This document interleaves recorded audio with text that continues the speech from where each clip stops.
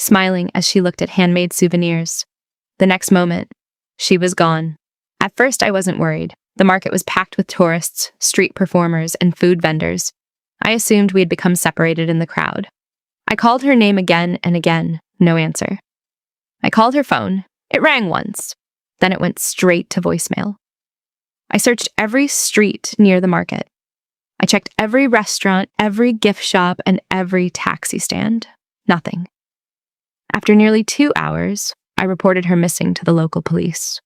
The officer tried to calm me down. He said adults sometimes leave on their own and that many missing tourists return within a few hours. But I knew Sarah. She would never disappear without telling me. She wasn't careless. She wasn't reckless. Something was wrong. That night, I couldn't sleep. I kept calling her phone every 30 minutes, hoping she would answer. She never did. The next morning, the police reviewed security camera footage from the market. The video showed Sarah walking away from one of the food stalls. She looked completely normal. She didn't appear scared. She wasn't running. She simply walked toward a quiet side street.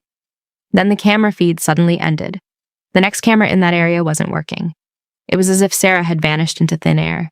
The police questioned nearby shop owners. Some remembered seeing her. Others said they hadn't noticed anything unusual.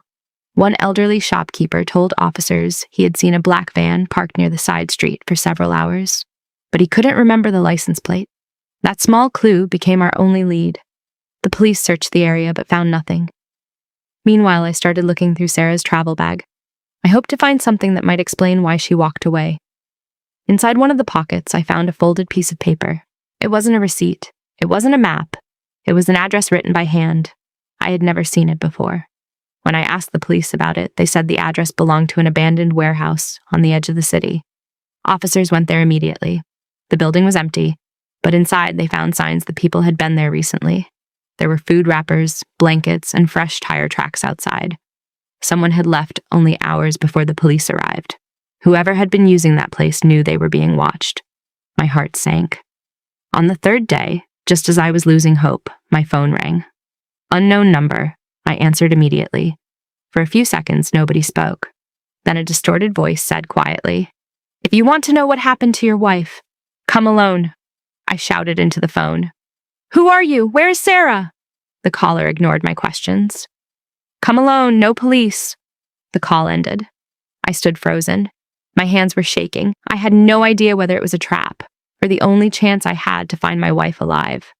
What happened next uncovered a dangerous criminal network that had been hiding in plain sight for years and revealed a secret Sarah had been keeping from me long before we ever booked that vacation.